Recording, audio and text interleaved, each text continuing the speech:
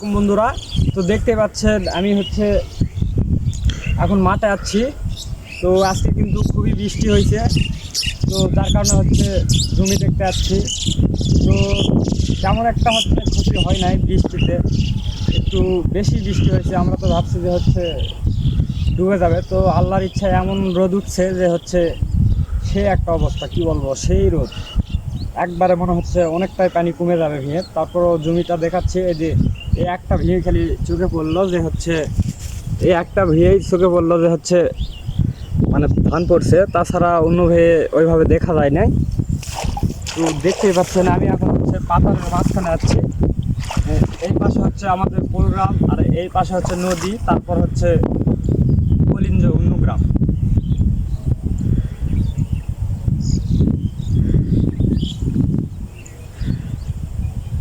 তো এটা কিন্তু কলিঞ্জ, আর আমি এখন আছি তো তারপরে আমাদের গ্রাম। তো তেমন একটা ক্ষতি হয় নাই, তো দেখতেই পাচ্ছেন কি তারপরেও আল্লাহর রহমতে বগুড়াতে একটু ভূমি দুর্ভিক্ষ হয়, কারণ এইটা একটা উঁচু এলাকা।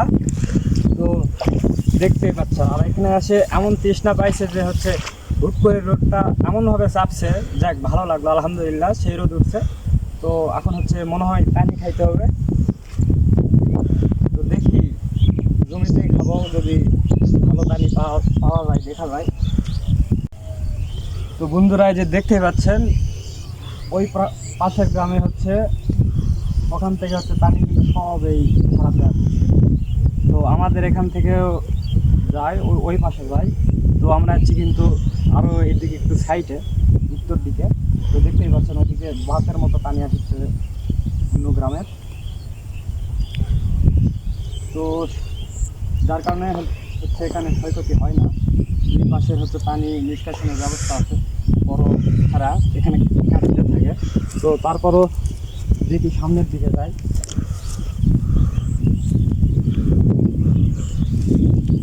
এই পাশে দেখেন ধান কিন্তু সেই একটা ধানও কিন্তু পড়ে নাই, যে পরিমাণ বৃষ্টি হয়েছে আর বাতাস হয়েছে, সব ধান খাড়া আছে।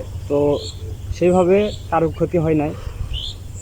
তাছাড়া তো প্রতি বছরই এই সময় বন্যা হয়, ধান পড়ে যায়, পড়ে গেলেও তেমন একটা ক্ষতি হয়েছে।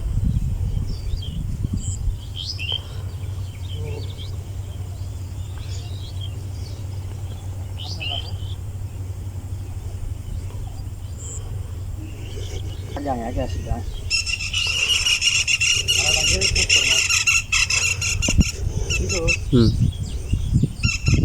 দেখতে যাচ্ছেন এই চারপাশে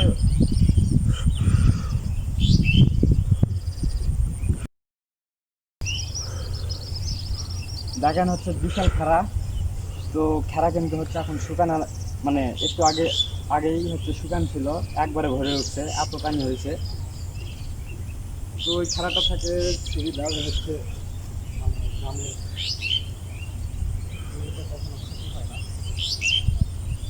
পানি পাওয়া যায়, নিষ্কাশনা করা যায়। দেখলাম তো আজকের মতো এরকম আশা করি দেখি